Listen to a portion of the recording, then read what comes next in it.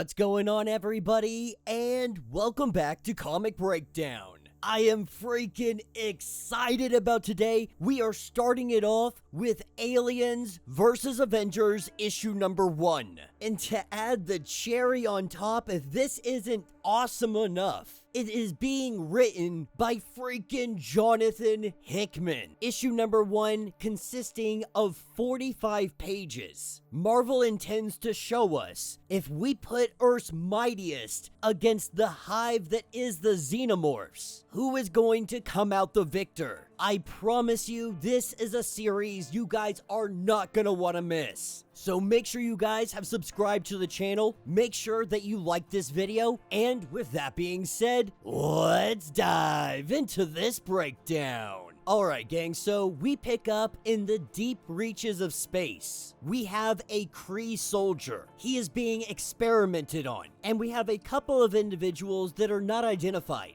We just know that they're experimenting on this Kree, and they are doing so with the face huggers of the Xenomorph. What we learn is that implantation didn't work on the Kree. The host had failed post-implantation, but this is 4 out of 5. There are others out there like the Katati. They all produced very successful strains, but their biggest prize was the Skrull specimen. Now you gotta remember, Xenomorphs, every time they're implanted into a biological being, depending on the species, we could see an offshoot, a different form of Xenomorph. In fact, in some of the most recent comics, we have seen 2 different species of Xenomorph essentially battle to the death. It is all dependent on the host that they take over, on how powerful they really are capable of being. The more powerful the species that they implant, the more powerful the Xenomorph may become. But their biggest problem is that the Skrulls don't have a homeworld. They have a few sparsely populated outposts on planets across the galaxy. Their species numbers fall outside mission parameters. This is when they get a notification that they have inbound ships. Wakandan design. The Wakandans quickly take out the defensive batteries, and in a matter of moments, they've already boarded the ship. Coming on board, we have King T'Challa. Standing by his side, Prince Azari, his son. He goes on to say that the black hole that they are currently under, it's massive enough to cause some severe time dilation. So hours here cost them years out there. This is a heavy cost, but they have already quarantined an entire sovereign Wakandan world because of the weapon they trace back to this exact ship. Their people are dying. They're gonna risk whatever it takes to prevent this from happening ever again, from spreading even more. As they get inside and get on board, in a matter of moments, Xenomorphs are already on top of them. As 3 charge in on T'Challa, his son steps forward. He uses the lightning, and he takes down these beasts in a moment. Getting to the command bridge, this is where they find the ones responsible, and they were able to decrypt some of the information on the ship. What they learn is that the same weapon they used on the Intergalactic Empire, they launched at least a dozen more, each one headed for a specific planet. The Wakandans know that those worlds are gonna have to be secured, that nobody will be able to come and go from those planets until they can actually get a good quarantine set in. They refuse to let this spread anywhere else. But the problem right now is the time debt that they have incurred probably limits being successful. They are facing the bug hunt to end all bug hunts. They also informed T'Challa that one of these worlds, one of the ones targeted, was Earth. Going on to interrogate this individual, T'Challa quickly learns that this person, the one that did all of this, is no man. It's a machine. Synthetics released the Xenomorph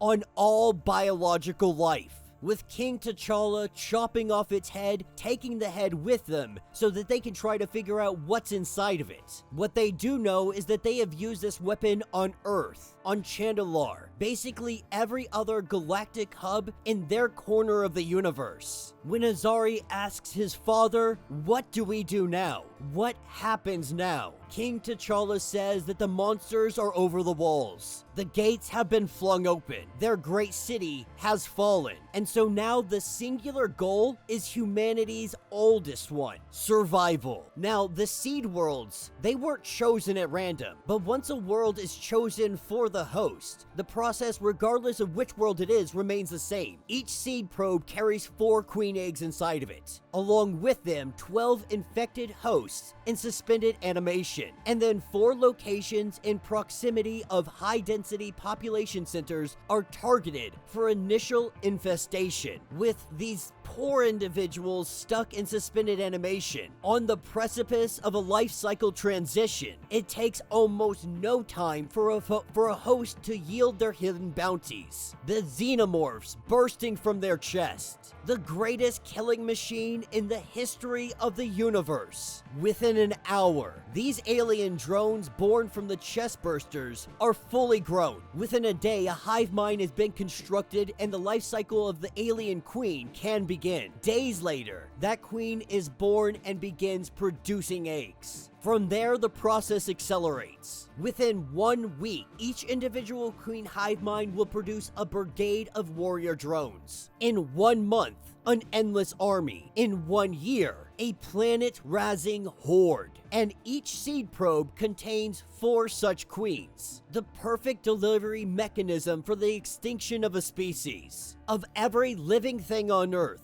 regardless if they are baseline humans or something greater. The inhuman city could have resisted them. It could have stood for 1,000 years. But like the fall of all great societies, an eternal rift between the haves and the haves-not created a hole in the wall. This allowed the Xenomorphs to get in, having no record of the fall of Atlantis. There were no screams to be heard, no king to save them. The secret science kingdom of Wakanda, they held out longer than most, but eventually, like every other nation, they succumbed to the Xenomorph horde. When it became clear that extinction was close for all life on Earth, the mutants of Krakoa decided to abandon their home island, use their gateways, and flee to Mars. All except for one, the mighty Apocalypse, the first mutant. He would stay and surrender nothing. The world had become the arena he always wanted. Apocalypse would fight, and if he lives, he lives. If he dies, he dies. Living true to what he always believed, that only the fittest were allowed to survive.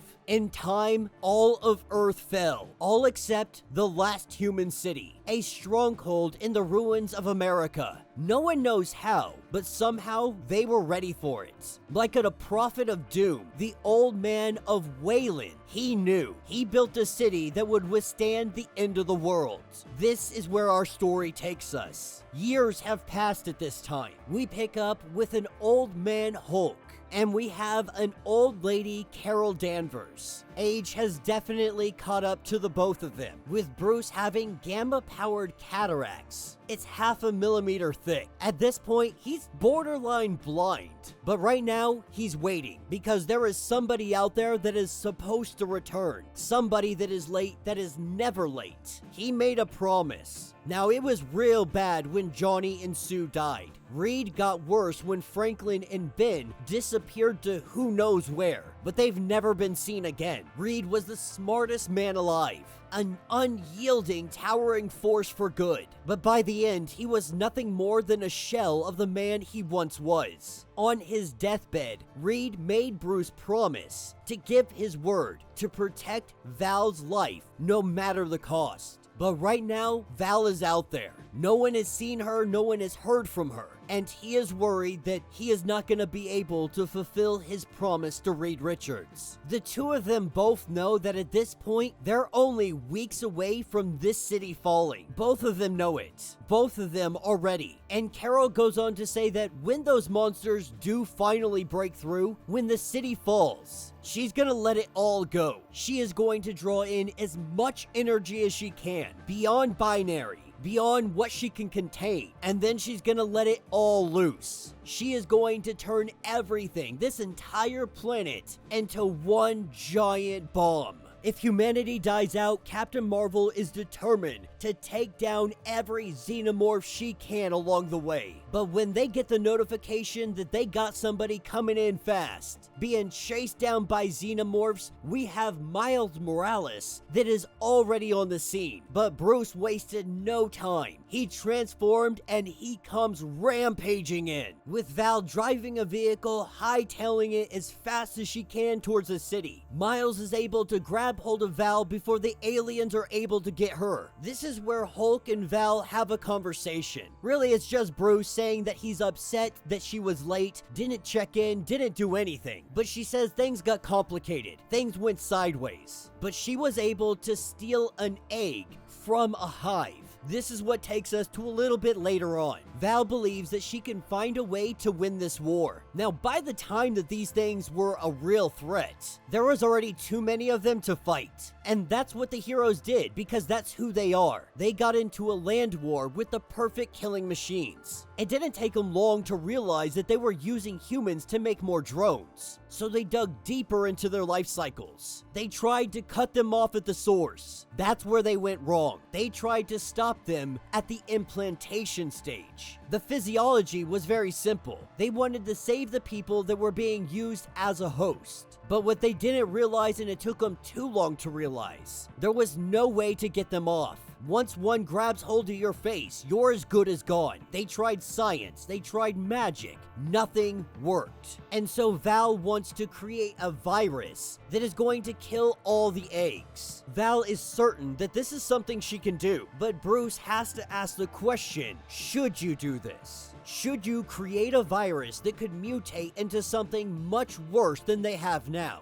But as Carol points out, there is no worse. Humanity is on the brink of extinction, that they have to go for the Hail Mary pass, or they have nothing. And so they give her the time. We pick up with a conversation between Bruce and Waylon. They are hoping that Val can do a miracle. Waylon saying that his project is almost complete and the day is soon coming when they're gonna have to decide about the future of what is left of humanity. Do they stay and fight the good fight, save what is left of them, or run for their lives? He knows that Val is gonna have a say in this, and so will Bruce. And if Bruce is being honest, he didn't think Val was going to make it back. And if she hadn't made it back, he would have blamed Wayland. That would have made him very angry. Later that evening, we pick up with Bruce trying to get access into the laboratory where Val is. Unable to get inside, this is when a hologram projects. Val is telling her uncle Bruce that if he is seeing this recording, it is too late, that he can't come inside. She wanted to do this so bad. She wanted to defeat them. Her plan had worked. Well, it was working. She used a light bender based on her mom's powers. She walked right into the hive, isolated, grabbed an egg, slowly started to back out. But like a doofus, she tripped. In a matter of seconds, they were all over her. She remembers choking. She remembers the darkness. And then something was inside of her. She tripped, and it ended her life. So she swore before this took her over, she would find a way to kill every one of them. But she ran out of time, begging Bruce not to open this door, not to let it out of this lab. But she needed him to know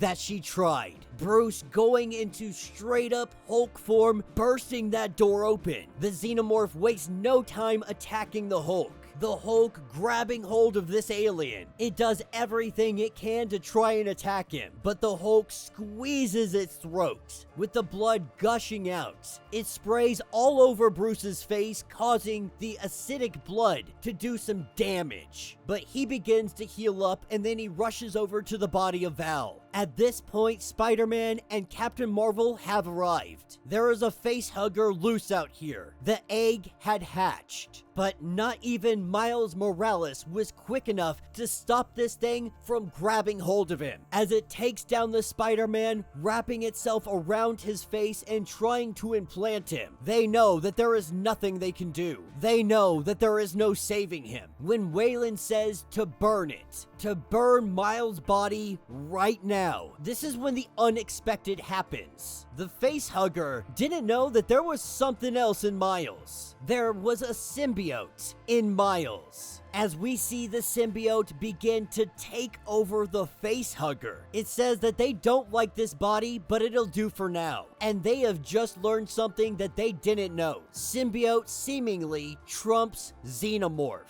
Getting Miles back up on his feet, we see the symbiote jump onto his chest, absorb into his suit. Seemingly both symbiote and Xenomorph attached to Miles Morales. Not really understanding this, but Miles, he has one thing on his mind. They need to get the hell off this planet. And that will be the end of this issue. So let me know what you guys think down in the comments. Now, I think in some regards, you gotta suspend some belief in this. We could argue that individuals like Thor, like Scarlet Witch, could wipe out entire divisions of Xenomorphs. But for the sake of the story that Jonathan Hickman is telling, we're seeing 4 Xenomorph queens dropped into highly dense areas. You could easily argue that in those early days, our heroes would have more than likely wiped them out.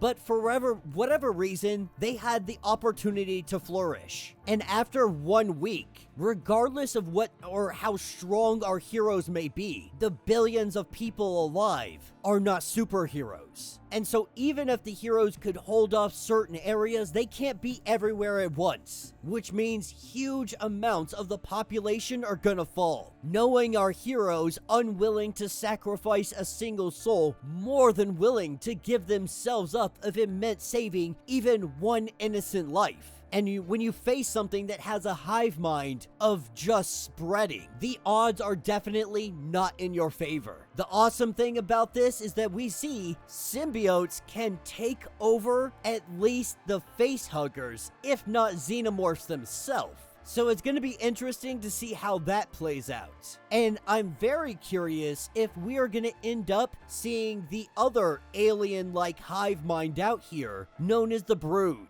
If Brew is leading them, we could see a hive mind versus hive mind versus hive mind, depending on how symbiotes are sitting. But I think this was a lot of fun. I'm interested to see other heroes, mutant kind, still existing on Mars. There's a lot of potential here. Though I don't necessarily agree some of these heroes had fallen, some of these cities shouldn't have fallen. For the sake of the story, I'm definitely willing to see where this goes and see what happens next. I believe the next issue isn't dropping till November, so we got a little bit of a wait. It gives us some time to sit on this one and really just dissect it and see what we think the possible conclusions are going to be. But let me know what you guys think. Let me know your thoughts. Let me know your theories. If you want to get caught up on everything that is going on with this series, go ahead, check out the link in my description as well as the top of this video. It'll get you completely caught up on everything that has been going on with aliens, predators, and everything in between. If you would like to support the channel, you can always do so by joining the channel membership. Much like Patreon, having multiple different tiers, from $1 to $50 from loyalty badges to comics every single month. Not only are you helping out the channel tremendously, but you are getting tons of perks in the process. If you're unable to do this, do me a favor, subscribe to the channel, like this video, hit that notification bell, and with that being said, until the next breakdown.